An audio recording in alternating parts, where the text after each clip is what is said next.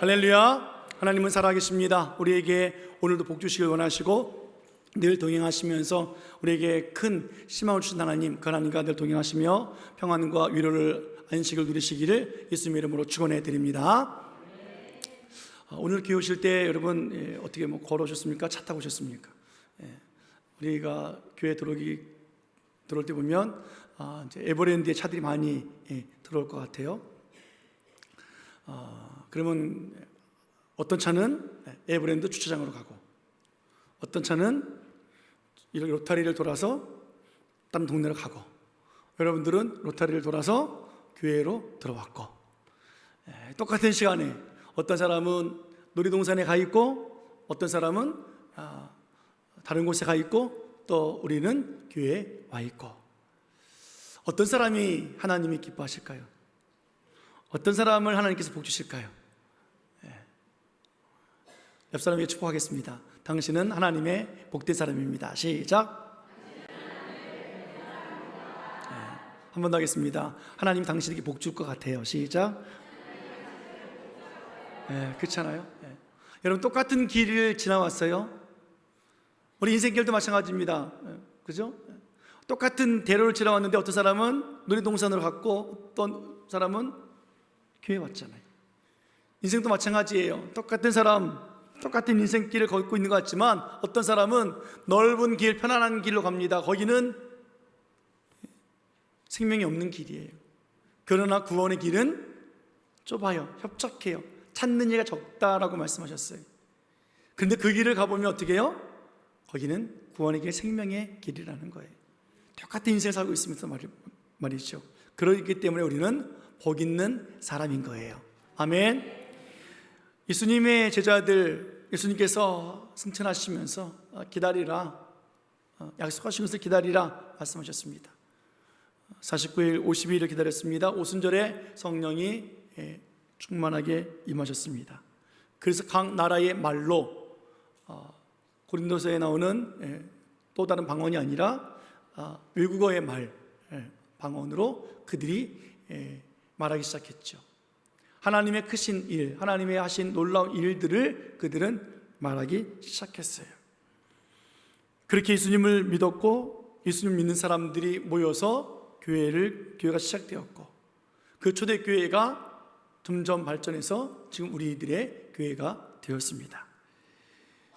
예수님께서 교회라고 말씀하신 이 단어는 에클레시아지요. 모임, 공동체, 회중 이런 것 아니겠습니까?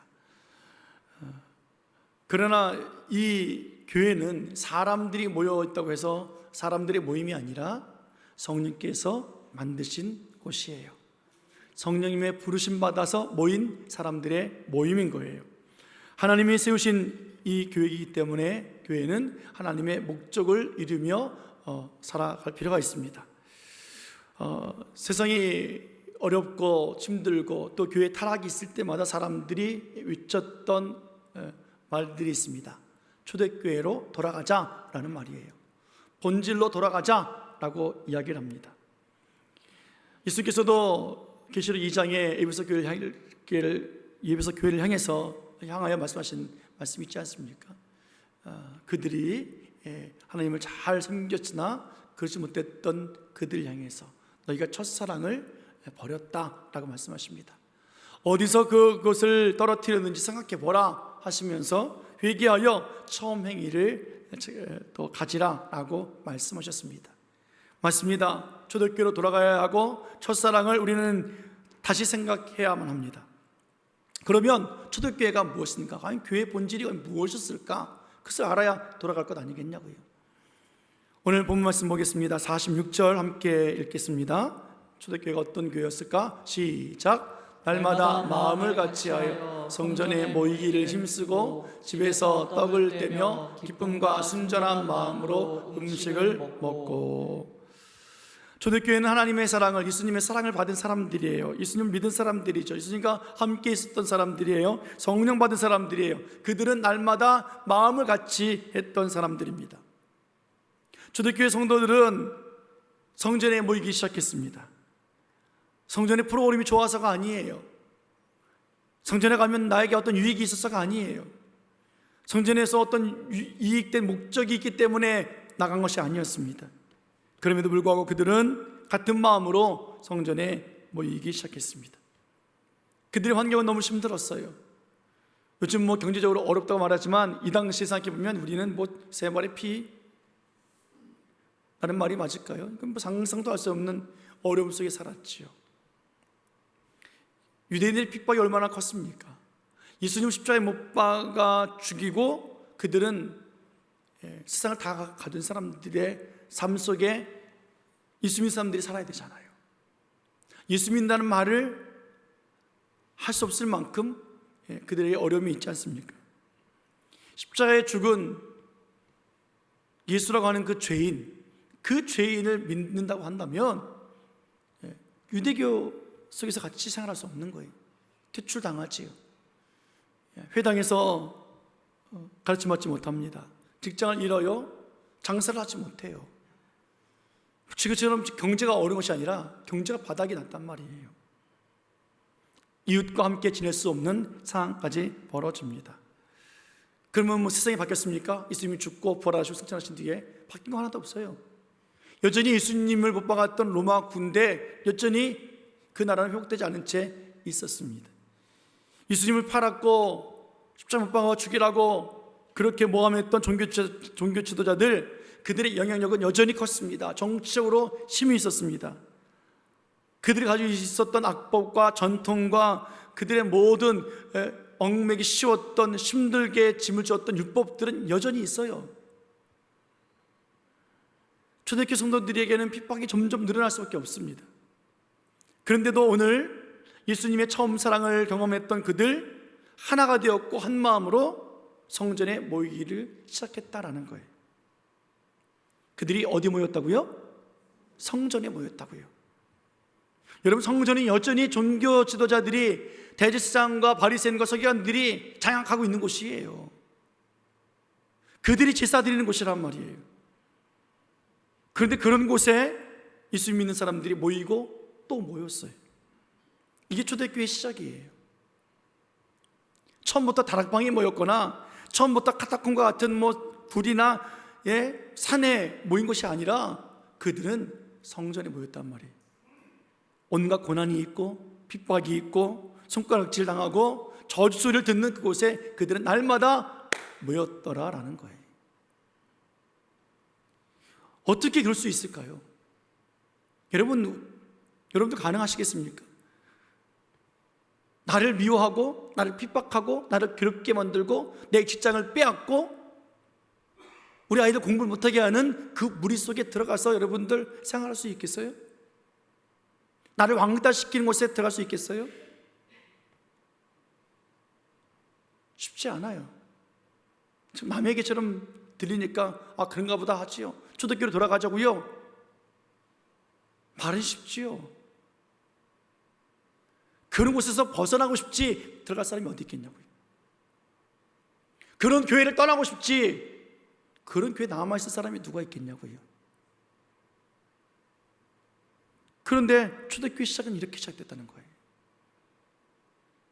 십자가에 예수님을 죽인 그 종교 지도자들 더욱 굳건해졌잖아요. 기세 등등했잖아요. 예수님은 이겼다고, 예수님 죽였다고, 부활했다고, 빈무도 보여줘도 어떻게 해요? 제자들이 시체 훔쳐갔다고 거짓을 소문내고 말이죠. 그들의 영향력 더 든든해졌어요. 그런데 어떻게 이런 일이 벌어질 수 있을까요? 어떻게 성전에 모여서 그들이 예배할 수 있고 하나님을 찬양할 수 있겠느냐고요. 그 이유는 예수 믿는 사람들이 분명히 봤기 때문에 그래요. 알았기 때문에 그래요. 무엇을 보았습니까? 예수님이 십자가에 죽은 것을 보았어요. 예수님께서 살아나셨음을 그들은 보았어요. 그들 앞에서 구름으로 가리워서 하늘에 올라가신 것을 그들은 보았습니다. 그리고 약속한 것을 기다려서 성령 받고 나니까 어떻게 해요? 하나님이 크신 일을 전해야 된다는 사실을 그들은 알았어요. 요셉과 마리아의 아들 나사렛 예수가 아니라 그분은 하늘로부터 오신 하나님의 아들인 것을 그들은 알았어요. 구원자 예수님을 알았고 길이요 진리신 예수님을 알았고, 그러니까 어떻게 해요? 그들은 그 두려움 현장, 그 고난과 핍박에 있는 그 장소, 그곳, 그 성전에 그들은 모이는 거예요. 거기서 하나님을 예배하는 것이 맞기 때문에. 성전에 모이기를 힘썼다 그래요. 힘썼다고. 할 수 없는 일인데 했다라는 것 아니겠습니까? 가기 싫지만 갔다는 것 아니겠어요? 갈 수 없는 상황이지만 갔다라는 것 아니겠냐고요. 가기 싫은 사람들을 어떻게 해요? 가자라고 권면했다는 것 아니겠습니까? 그렇게 그들은 모이기에 힘썼더라라는 거예요. 여러분, 사람이 옆에 사람이 죽었다 살아난 것을 보면요, 죽으면 안 두렵습니다. 뭐든지 할 수 있습니다. 여러분, 그럴 때 많잖아요. 인생 살면서 한 번쯤은 여러분, 나 죽었다 살아났어 하는 경험 있잖아요. 교통사고가 되기든 자동차 사고가 됐든 간에, 혹은 한번 죽을 뻔했다든지 응급실 실려갔다든지, 그러면 어떻게 해요? 그 사람들은 어떻게 해요? 아유, 열심히 살잖아요. 열심히 살아요. 오늘 제자들은 예수님이 죽고 살아난 것을 봤어요. 부활하신 예수님을 만났어요. 그리고 예수님께서 평안할지어다 하시면서 평안을 빌어주신 그 복을 그들은 받았습니다. 세상이 두려운 것이 아니에요. 그 전에는요, 성령의 충만을 받기 전에는요, 그들은 그렇지 못했어요. 그걸 깨닫기 전에는요, 예수님 앞에 있어도 몰랐단 말이에요. 도마 보세요. 내가 예수님의 손과 발을 만지지 않고서 내가 도무지 믿지 못하겠다. 예수님 십자가에 죽은 것을 보았고, 시체가 사라진 빈 무덤을 보았고, 부활하신 예수님을 만났음에도 불구하고 그들은 믿지 않았던 사람들이었어요.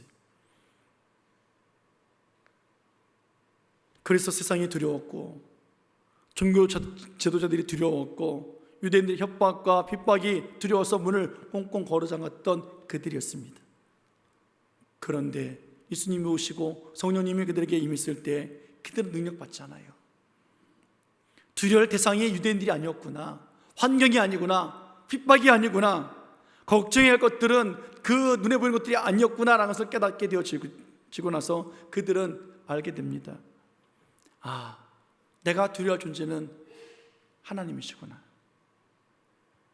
내가 믿음대로 살지 못하고 약속의 말씀, 예수님이 하셨던 그 말씀을 기억하지 못하고 살고 있는 내 모습이 걱정스럽구나, 고민되어지는구나, 내가 내 스스로 핍박하고 있구나 라는 것을 그들은 알았잖아요.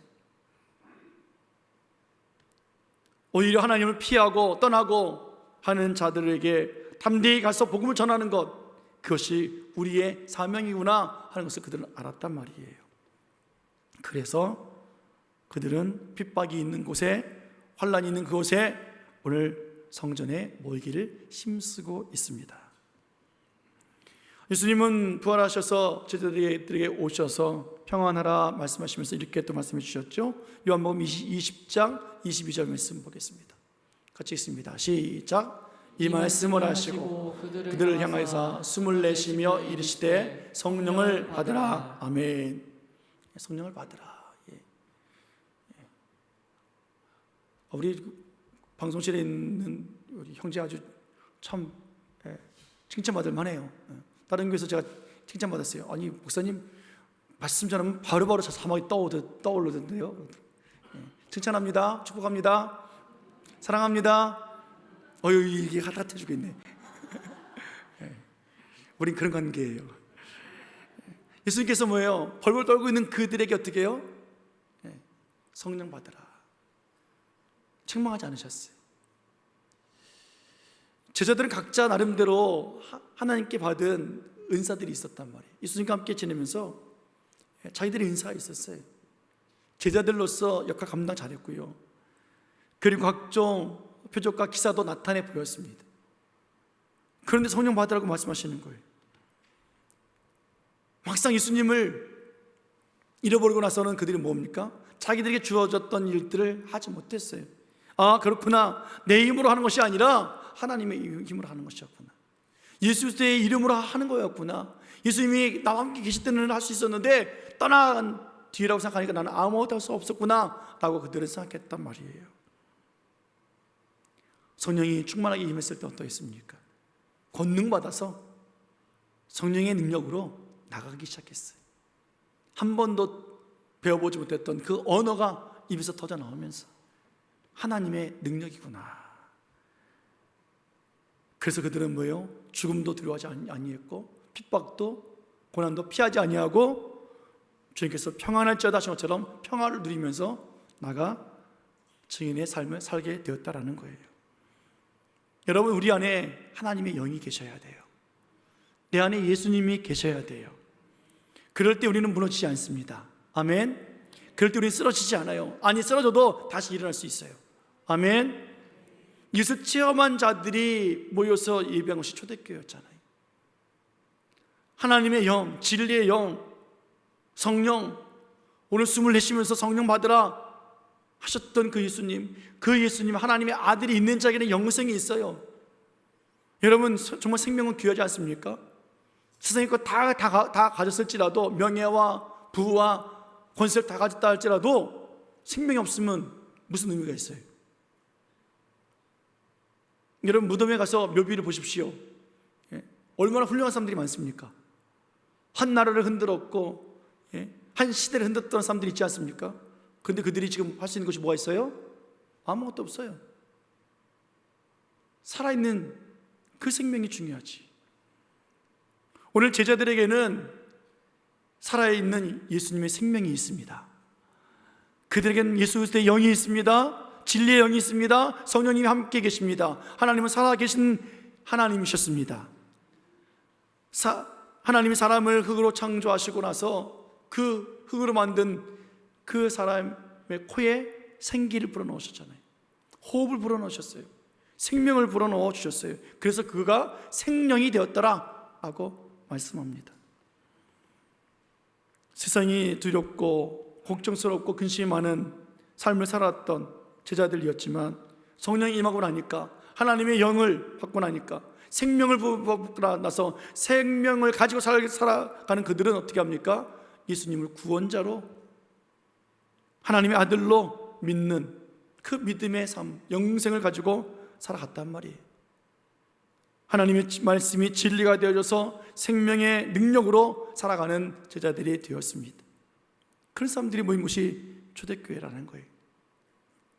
초대교회의 본질이 무엇입니까? 한마디로 말하면 예수님의 생명입니다. 한번 따라해볼까요? 예수님의 생명입니다. 시작. 예수님의 생명이에요. 진리의 말씀이 생명의 말씀이에요. 그것이 초대교회의 본질이에요. 그 생명으로 살았고 그 생명을 전하는 사람들의 모습이었고요. 그래서 그들이 어렵고 힘들고 환난이 있어도 두려움이 있어도 그들은 복음 전하는 삶을 살아가고 날마다 한마음이 되어져서 성전에 모이기를 힘쓰며 하나님을 찬미했고 나가서 증거했다는 거예요.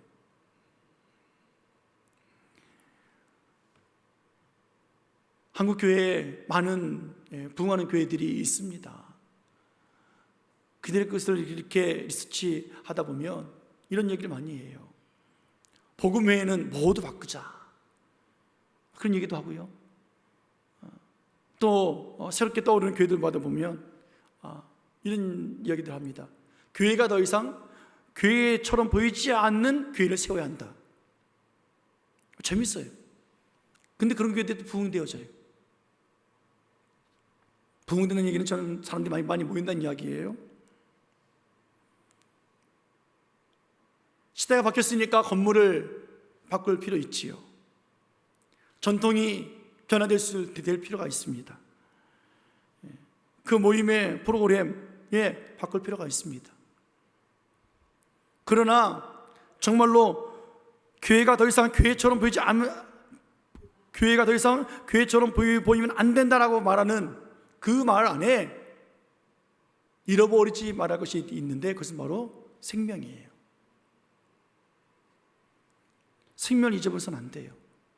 새로운 사람들이, 예수님을 모르던 사람들이, 새신자들이 교회에 왔을 때 교회가 교회처럼 보이면 안 된다는 거예요.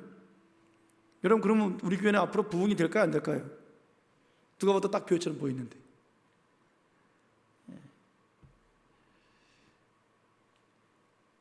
그러면 새로운 사람들이 왔을 때 교회가 카페처럼 보이고, 놀이동산처럼 보이고, 도서관처럼 보이고, 공연장처럼 보이고, 그러면 편안한 쉼터처럼 보이고 그러면 사람들이 더 많이 모일까요? 그럴 수도 있을 거예요. 시대가 바뀌었습니까? 그러나 묻고 싶습니다. 그 안에 생명을 찾을 수 있겠는가? 그렇게 말하는 교회들, 그럼 왜 놀이동산에서 예배 안 드려요? 그렇게 말하는 교회들 왜 카페에서 예배 안 드려요? 공원에서 예배 안 드려요? 영화관에서 왜 예배 안 드려요? 그들이 만들고 그들이 새 얻어서 있는 그 건물은 그럼 뭐란 말이에요? 교회처럼 보이지 않게 꾸미고 새롭게 단장하고 새로운 패러다임으로 교회를 구성하고 예배 틀을 만들고 어떻게 하든지 간에 그들의 모인 그 장소, 그곳이 바로 성전 아닙니까? 아니라고 해도 성전이에요. 무슨 의미인지를 알겠어요. 시대에 안 맞는 전통들, 여전히 우리의 것을 고집하고 있는 우리 고집들, 완고함들, 그것을 탈피하자고 말하는 것 이해가 돼요. 그러나 진짜는 뭐예요? 교회는 예수님의 생명이 있는 곳이라는 거예요. 교회처럼 보이던 교회든 교회처럼 보이지 않던 교회든 간에 그것이 문제가 아니라 생명이 있어야 된다는 거예요. 복음이면 다 바꾸자고요. 복음이 뭡니까? 생명이란 말이에요. 생명 뺄 다 바꾸라고요.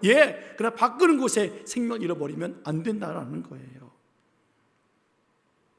생명력 없는 건물 바꿔야지요. 생명력 없는 전통 버려야지요. 생명력 없는 그런 교회 당연히 바꿔야 합니다. 그러나 생명력 있는 교회는 바꾸면 안 되는 거예요. 오늘 초대교회 성도들 성전을 떠날 수 있었어요. 자기들 핍박하고 괴롭게 하는 사람들 떠날 수 있었어요. 그들이 따로 모여서 예배할 수 있었어요. 그러나 그들은 핍박이 있고 대제사장들이 여전히 있고 바리새인들이 있고 그 잘난 유대인들이 있는 곳에 그들은 여전히 날마다 마음을 같이 해서 성전의 모이기를 힘썼어요. 왜요? 거기는 하나님 계신 곳이기 때문에 그래요. 오늘 본문의 성전이라는 단어는 성소, 성전, 제사 드리는 장소 맞습니다. 예수님이 어릴 때 12살 때 성전에서 가르치셨던 그 장소 맞아요. 헤롯 대왕이 세웠던 성전 맞아요. 그래서 3장에 가보면 베드로와 요한이 제9시 기도 시간에 성전에 들어가다가 성전 문 앞에 앉아있는, 미문에 앉아있는 하반신 장애를 가지고 있는 안진뱅이를 고쳐낸 사건이 있지 않습니까? 이것이 초대교회의 시작이란 말이에요. 예수님 믿는 사람들에게 방해 공작이 들어오고 예수님과 함께 있을 때와 같이 여러 가지 공격을 받기도 했습니다. 또 그들의 모임을 막기 위해서 강력한 힘을 쓰기도 했습니다. 그러나 초대교회 성도들은 모든 것을 이겨냈고 하나의 마음을 가지고 성전에 모이기를 힘쓰고 있었다라는 거예요. 왜요? 그들 안에 예수님 계시기 때문에 그래요. 왜요? 그들 안에 예수님의 생명이 있기 때문에 그래요. 하나님의 영, 다른 보혜사 성령이 그들과 함께 있기 때문에 그들은 어떤 것도 두렵지 않았어요. 마지막에 그들은 다 쫓겨났죠. 그러고 나서 그들은 어떻게 합니까? 각각 흩어져서 이방으로, 소아시아로 흩어지며 교회가 확장되게 되었어요.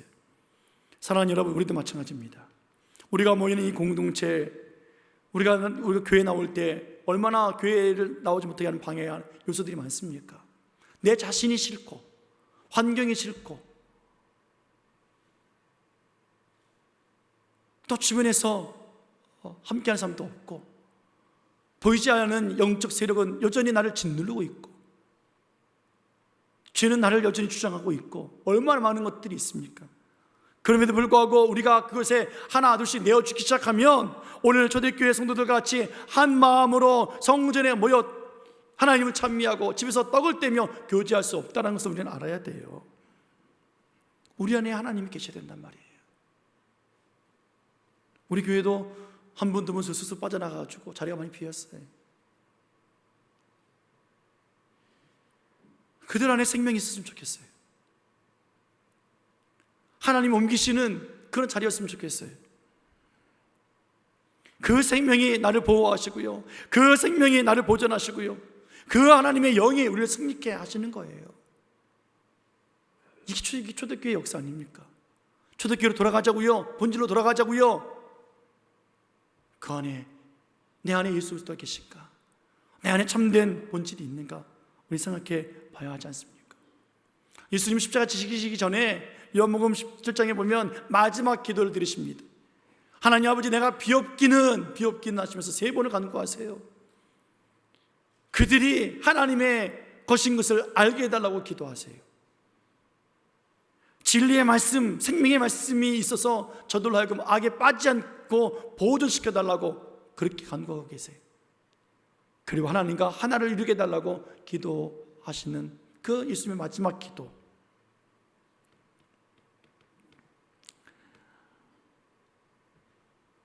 그들은 세상에 속해 있지 않고 하나님께 속해 있기 때문에 세상은 미워한다고 말씀하고 있어요. 너희들 미워함이 아니라 나를 미워하는 것이다. 그걸 아는 제자들은 어떻게 해요? 성전에 모이는 거예요. 나를 미움이 아니라 예수님을 미워하고 있는 거구나. 오늘도 나는 예수님과 하나를 이루고 있구나. 그래서 환난과 핍박이 오고 있구나 라고 그들은 믿고 기쁨이 충만한 채로 그들은 하나를 이루고 있다라는 거예요. 예수님이 마지막 기도 속에서 하나님, 기쁨이 충만케 되어지기 원합니다. 그런 기쁨은 하나님께서 주시는 것이 기쁨이에요. 내 환경 때문에 기쁜 것이 아니에요. 여러분, 내 안에 예수님 계신가 잘 모르세요? 기쁨이 어디서 오는가를 생각해 보십시오. 부자가 되면 기쁨이에요? 성공하면 기쁨이에요? 자식들이 잘 되면 기쁨이에요? 건강하면 기쁨이에요? 하나님 주신 기쁨은 그거 아니에요. 하나님 주신 기쁨은 이거예요. 자, 기도를 했습니다. 하나님, 저를 좀 부자를 만들어주세요. 하나님, 그래, 100억 줄게. 그럴 때 감사합니다, 할렐루야 하는 것이 아니라 뭐예요? 100억 필요 없습니다. 100억보다 더 위대한 하나님을 알기 원합니다. 거기서 오는 기쁨, 100억을 포기하고 하나님을 붙잡는 그 기쁨, 얼마나 놀랍냐고요. 오늘 하나님께서 우리 주시는 은혜는 무엇입니까? 평안하라, 샬롬 하셨던 그 하나님의 그 말씀이, 진리가 생명이 되어져서 우리 안에 있는 것 아니겠습니까? 요한복음 17장 3절 말씀 보겠습니다. 같이 읽습니다. 시작. 영생은 곧 유일하신 참 하나님과 그가 보내신 자 예수 그리스도를 아는 것이니이다. 아멘. 여러분, 영생은 내가 소유하고 내가 뭔가 찾고 얻어지는 것이 아니에요. 영생은 뭐예요?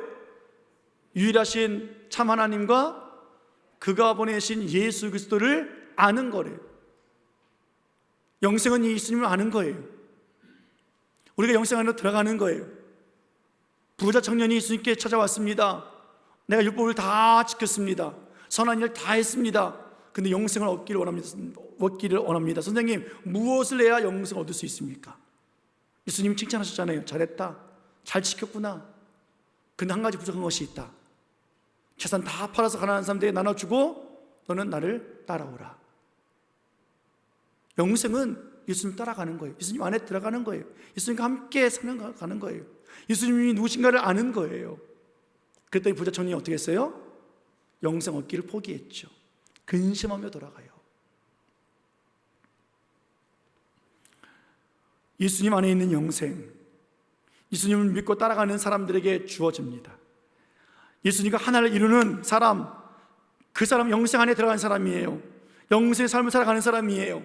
넓은 길이 아니라 좁은 길이고 협착한 그 길, 좁은 문으로 들어가는 사람이에요. 그런 사람이 영생을 얻은 사람이란 말이에요. 요즘에 큰일 났어요. 한국교회 아주 그냥. 자녀들을 많이 못 낳고 또 홀로 지낸 사람들이 많다 보니까 자연적으로 이제 집집마다 이제 애완동물들을 키우기 시작하지요. 그 교회에서 그냥 애완동물 장례 치러달라고. 근데 우리보다 더 보수인 어느 교단에서 결의를 했어요. 애완동물 장례는 비성경적이다. 그걸 또 결정하는 것도 참 저는 이해가 안 돼요. 무슨 게 이슈거리라고. 한 가지 더 나왔어요. 이제 더 큰 문제래요. 애완동물 세례 받게 해달라고.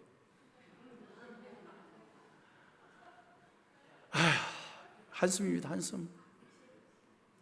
여러분, 세례가 뭐예요? 죄사함 받은 증표예요. 내가 나의 죄를 회개하고 예수님을 나의 구원자로 영접한 사람들이 고백해서 받은 표가 세례예요. 죄송합니다. 욕 좀 하겠습니다. 그 개새끼가,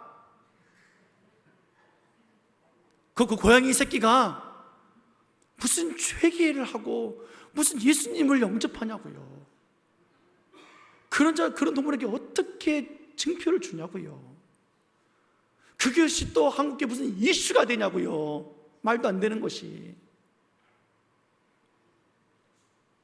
그렇게 부흥하면 무슨 부흥이 있냐고요. 영혼이 없는 그 동물에게 전도서 보십시오. 흙으로 왔을 때는 흙을 가는 거예요. 그들은 각혼이에요. 각자의 혼이에요. 구원이 없어요. 성경에 버젓이 기록되는 것을 가지고 뭘 이슈거리입니까 그게. 그걸 가르쳐줘야지. 안 된다고, 아니라고, 잘못된 신앙이라고. 목사님, 내 새끼예요. 내 아들, 딸이에요. 당신 아들, 딸이라도 안 된다. 영혼이 없다. 교회 떠날 거예요. 나가라! 그래야지. 그거를 목사님들과 장로들이 모여서 그걸 회의를 하냐고요. 그걸 가지고. 답답해 죽겠어요. 답답해 죽겠어요. 우리 교회는 아니라서 너무 감사합니다. 제가 있는 동안에 우리 교회 애완동물 못 가지고 들어옵니다. 아주. 그놈들은 3년이 지나도 부모를 못 읽어요. 집에 놓고 오세요. 교회 안에 말이 1층에 말이죠. 애완동물 카페 만들어 놓고 말이죠. 그들을 예수님 믿게 해야 된다고. 그러면 그 카페를 봉사하는 사람들은 어떻게 할 건데? 하나님 나라에 가서 뭐 하다 왔니? 했더니 개돌 보다 왔습니다. 그러려고요? 주님께서 나는 한 영혼이 귀하지 그가 안 귀해 라고 하실 텐데, 교회에서 충성봉사하면 뭐 하냐고요? 하늘나라에 상급이 없을 텐데. 그리고 교회가 부흥하면 뭐 하겠냐고요. 사랑하는 여러분, 정말 그 모임에, 그 예배에, 그 회의에, 그 성전에 예수 그리스도의 영이 있을까? 생명이 있나? 우리는 살펴봐야 합니다. 우리도 예배하잖아요. 예수님의 생명으로 하나 되어져서 마음을 같이 해서 하나님을 성축하고 예배하고 있는가? 초대교회로 우리들은 살아가고 있는가? 내 마음에 예수님이 계시는가? 생명이 있는가? 우리는 이거 고민해 봐야 돼요. 우리는 죄 용서해달라고 기도했고 죄사함 받았고 회개할 사람들이 되어져서 한 자리에 모여서 하나님의 영광을 올려드리고 있지 않습니까? 내 자신을 드리는 예배를 오늘도 드리고 있잖아요. 수십 년을 함께 모여서 기도하고 예배하면서 떡을 떼고 음식을 나누면서도 회개하지 않고 있다면, 하나님의 영광을 드러내지 않고 있다면, 내 안에 생명이 있는지 확인하지 못하고 있다면, 우리는 다시 한번 하나님 믿음 달라고, 성령 달라고, 생명 달라고 우리는 간구해야 돼요. 예수님이 마지막 기도를 하시면서 저들은 하나님 것입니다. 진리의 말씀으로, 생명의 말씀으로 악에서 빠지지 않게 하시고 보존해 달라고 기도하고 계시고, 하나님과 하나 되게 해달라고 기도해 주셨던 그 예수님의 그 마지막 기도, 여러분 끝까지 우리 사랑해 주신 예수님 아니십니까? 사랑하는 여러분, 교회의 본질이 뭘까요? 예수님의 생명이에요. 따라해볼까요? 예수님의 생명입니다. 예수님의 생명이에요. 옆 사람을 축복하십시오. 당신 안에 있는 예수님의 생명입니다. 시작. 당신 안에 있는 예수님이 생명입니다. 따라하겠습니다. 내 안에 있는 예수님의 생명입니다. 시작. 내 안에 있는 예수님이 생명입니다. 예수님의 생명이 있으면 이거 가지고 건물을 바꿔도 상관없고요, 프로그램을 바꿔도 괜찮고요, 패러다임 바꿔도 괜찮아요. 생명만 있다면. 근데 이것 때문에 이것도 바꾼다고 해서 생명이 얻어진 것이 아니란 말이에요. 교회 사명은 무엇이겠습니까? 그 생명을 하나님을 배척하고 미워하고 모르는 그들에게 가서 그 생명을 전해주는 것 아니겠습니까? 예수님이 십자가에 죽고 부활하셔서 우리에게 주셨던 이 영원한 생명, 그 생명을 내가 소개합니다. 나눠줍니다. 전하는 것이 교회의 사명이고 우리의 사명 아니겠습니까? 땅끝까지 이르러 증인되라 하신 말씀이 그 말씀 아니겠습니까? 우리들의 처음 신앙, 우리들의 첫 신앙, 그 생명 떨어지지 않도록 우리는 주의해야 될 것이고, 떨어졌으면 어디서 떨어졌는지 생각하고 다시 가서 그 생명을 다시 되찾아야지요. 거기서 다시 기도하고 다시 회개하고 하나님의 사람으로 살아가야지요. 그리고 우리 힘이 아니라 성령의 힘과 능력으로 살아가는 우리 교회가 되어지기를 예수님의 이름으로 축원해 드립니다. 요한복음 3장 16절 말씀 잘 아는 말씀이죠. 함께 보겠습니다. 시작. 하나님이 세상을 이처럼 사랑하사 독생자를 주셨으니 이는 그를 믿는 자마다 멸망하지 않고 영생을 얻게 하려 하심이라. 아멘. 하나님이 얼마나 사랑해 주십니까? 아들 주신 이유가 무엇입니까? 영생을 얻게 하려고 주셨단 말이에요. 영생을 얻게 하시려고. 오늘도 그 생명이 우리 교회 안에 있고 내 안에 있고 내 주변에 있고 우리 안에 있는 이 모임, 하나님 교회 본질로 살기 원합니다. 하나님의 생명으로 모여서 오늘 같은 마음, 예수 그리스도의 마음, 하나님과 하나 되어진 그 마음, 그 마음으로 순전하게 또 기쁨 가지고 함께 하나님을 찬양하고 집에서 떡을 떼어지는 그런 역사가 우리 안에 있고, 모이기를 힘든다 할지라도 모이기를 피하는 어떤 사람들의 습관처럼 살지 말고 오늘도 힘써 모이는 자, 힘써 예배하는 자, 하나 되어지는 그런 놀라운 마음으로 하나님과 또 하나를 이룰 수 있는 거룩한 삶을 살아가는 저와 여러분들, 우리 온 성도들, 가정들 되어지기를 예수님의 이름으로 간절히 축원해 드립니다. 축원합니다. 기도하시겠습니다.